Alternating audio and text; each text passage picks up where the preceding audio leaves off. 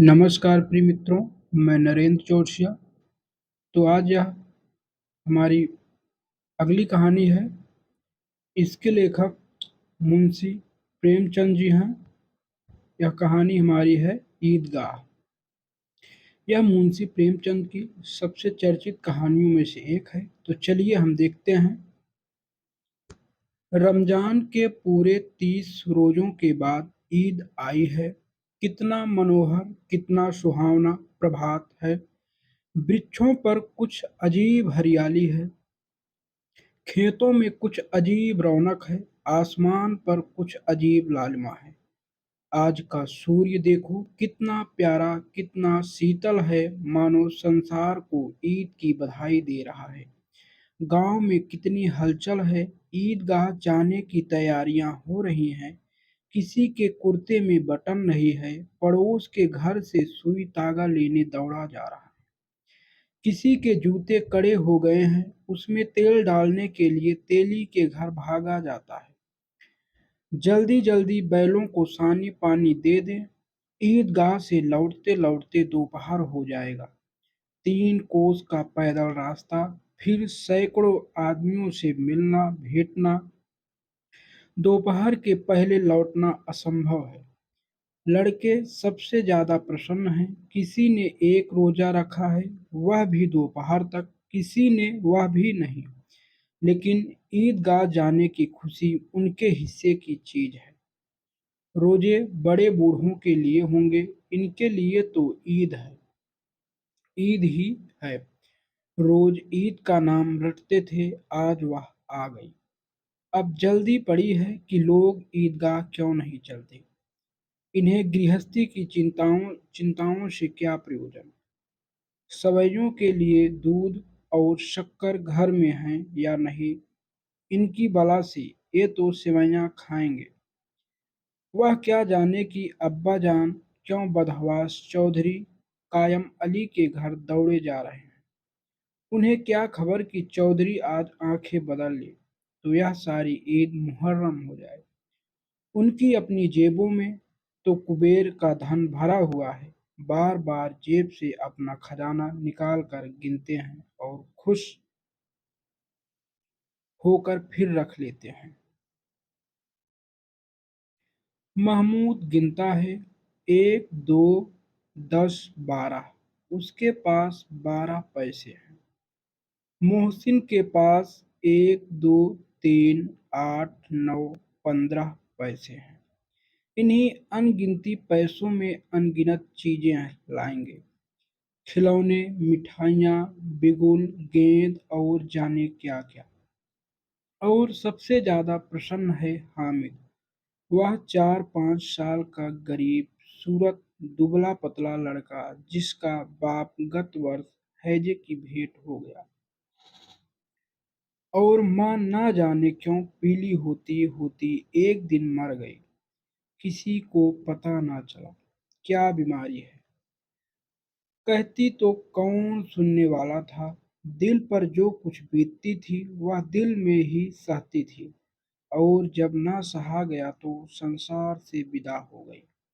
अब हामिद अपनी बूढ़ी दादी अमीना की गोद में सोता है और उतना ही प्रसन्न है। उसके अब्बा जान रुपये कमाने गए हैं। बहुत सी थैलियां लेकर आएंगे। अम्मी जान अल्लाह मियाँ के घर से उसके लिए बड़ी अच्छी अच्छी चीजें लाने गई हैं। इसलिए हामिद प्रसन्न है। आशा तो बड़ी चीज है। और फिर बच्चों की आशा, उनकी कल्पना तो राई का पर्वत बना लेती है। हामिद के पाँव में जूते नहीं हैं। सिर पर एक पुरानी धुरानी टोपी है, जिसका गोटा काला पड़ गया है। फिर भी वह प्रसन्न है। जब उसके अब्बाजान थैलियाँ और अम्मी जान नियामतें लेकर आएंगी तो वह दिल के अरमान निकाल लेगा। तब देखेगा महमूद, मोहसिन, नूरे और सम्मी कहाँ से उतने पैसे निकालेंगे। अभागिन अमीना अपनी कोठरी में बैठी रो रही है। आज ईद का दिन और उसके घर में दाना नहीं। आज आबिद होता तो क्या इसी तरह ईद आती और चली जाती। इस अंधकार और निराशा में वह डूबी जा रही है। किसने बुलाया था इस निगूढ़ी ईद को। इस घर में उसका काम नहीं, लेकिन हामिद, उसे किसी के मरने जीने से क्या मतलब। उसके अंदर प्रकाश है, बाहर आशा। विपत्ति अपना सारा दल बल लेकर आए, हामिद की आनंद भरी चितवन उसका विध्वंस कर देगी।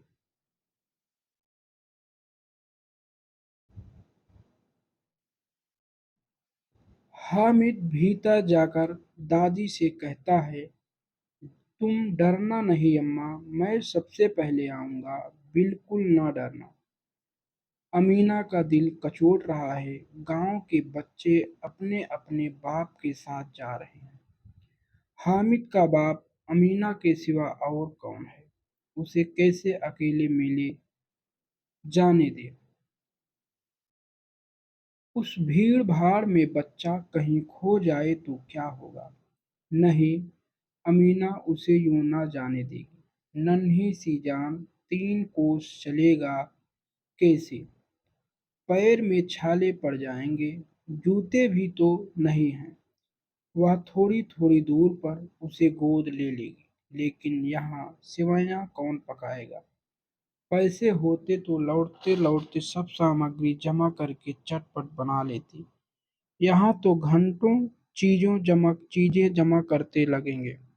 मांगे ही का तो एक भरोसा ठहरा। उस दिन फही मन के कपड़े सिले थे।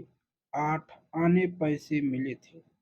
उस अठन्नी को ईमान की तरह बचाती चली आती थी इसी ईद के लिए। लेकिन कल ग्वालन सिर पर सवार हो गई तो क्या करती। हामिद के लिए कुछ नहीं है तो 2 पैसे का दूध तो चाहिए ही। अब तो कुल 2 आने पैसे बच रहे हैं। 3 पैसे हामिद की जेब में, 5 अमीना के बटुए में। यही तो बिसात है। और ईद का त्योहार अल्लाह ही बड़े बेड़ा पार लगाए। धोबन और नाइन और मेहतरानी और शूरिहारिन सभी तो आएंगे। सभी को सेवैयाँ चाहिए और थोड़ा। किसी को आंखों नहीं लगता।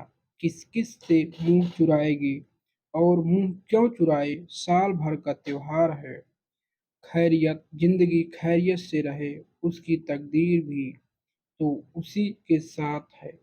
बच्चे को खुदा सलामत रखे, दिन भी कट जाएंगे।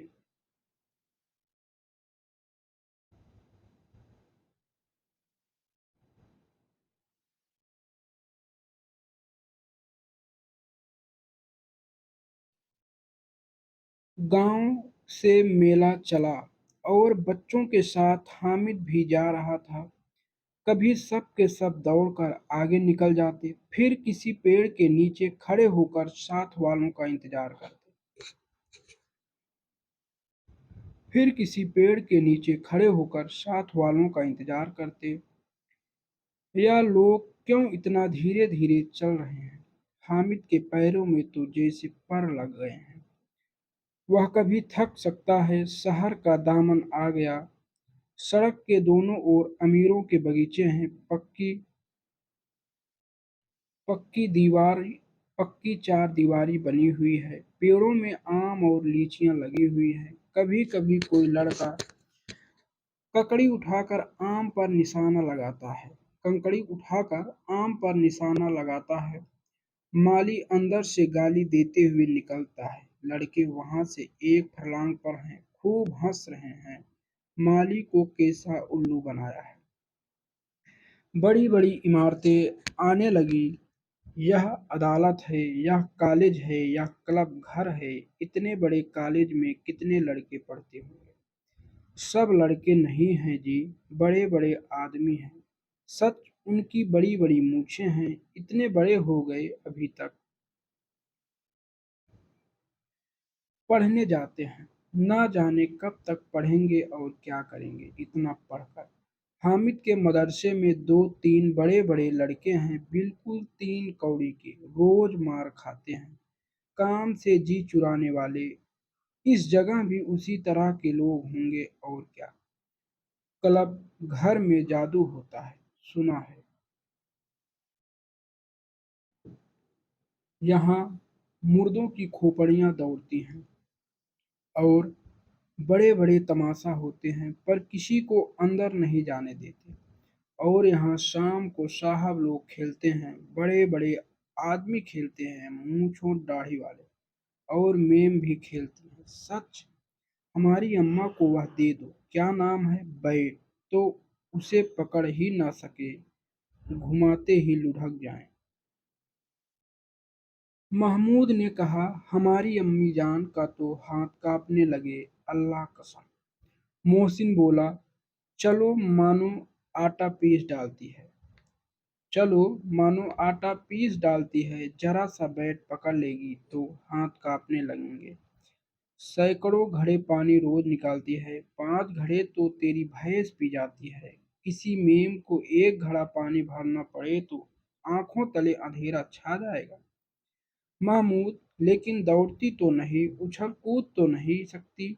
मोहसिन, हाँ, उछल कूद नहीं सकती, लेकिन उस दिन मेरी गाय खुल गई थी और चौधरी के खेत में जा पड़ी थी। अम्मा इतनी तेज दौड़ी कि मैं उन्हें ना पा सका।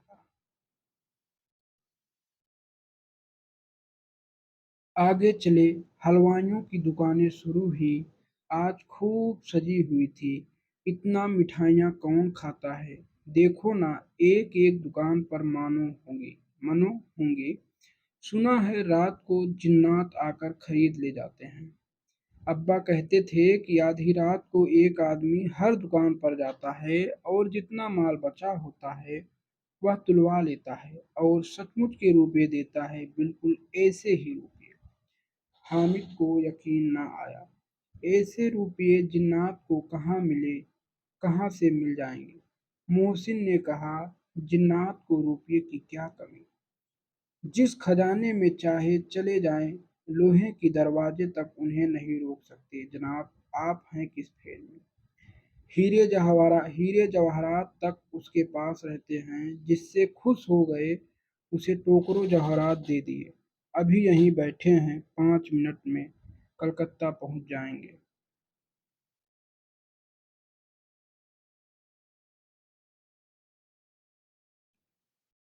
हामिद ने फिर पूछा, जिन्नात बहुत बड़े होते होंगे।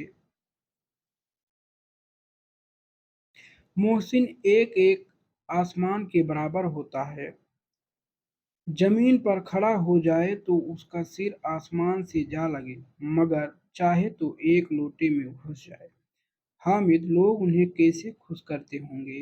कोई मुझे वह मंत्र बता दे तो एक जिन्न को खुश करूं। मोहसिन, अब यह तो मैं नहीं जानता, लेकिन चौधरी साहब के काबू में बहुत से जिन्नात हैं। कोई चीज चोरी जाए, चौधरी साहब उसका पता लगा देंगे और चोर का नाम भी बता देंगे। जुमराती का बछवा उस दिन खो गया था। 3 दिन हैरान हुए, कहीं ना मिला। तब झक मार कर चौधरी के पास गए। चौधरी ने तुरंत बता दिया, मवेशी खाने में है और वहीं मिला। जिन्नात आकर उन्हें जिन्नात आकर उन्हें सारे जहान की खबर दे जाते हैं। अब उसकी समझ में आ गया कि चौधरी के पास क्यों इतना धन है और क्यों उसका इतना सम्मान। आगे चले, यह पुलिस लाइन है। यहीं सब कांस्टेबल कवायद करते हैं। रैटन फाइफो रात को बेचारे घूम घूम कर पहरा देते हैं, नहीं चोरियां हो जाएं। मोहसिन ने प्रतिवाद किया, यह कांस्टेबल पहरा देते हैं तभी तुम बहुत जानते हो। अजी हजरत, यही चोरी कराते हैं। शहर के जितने चोर डाकू हैं सब इनसे मिले रहते हैं। रात को जब ये लोग चोरों से तो कहते हैं चोरी करो, और आप दूसरे मोहल्ले में जाकर जागते रहो पुकारते हैं। जब ही इन लोगों के पास इतने रुपए आते हैं। मेरे मामू एक थाने में कांस्टेबल हैं, 20 रुपया महीना पाते हैं, लेकिन 50 रुपए घर भेजते हैं। अल्लाह कसम, मैंने एक बार पूछा था कि मामू आप इतने रुपए कहाँ से पाते हैं। हंसकर कहने लगे, बेटा अल्लाह देता है। फिर आप ही बोलो, हम लोग चाहे तो एक दिन में लाखों मार लाएँ। हम तो इतना ही लेते हैं जिससे अपनी बदनामी ना हो और नौकरी ना चली जाए।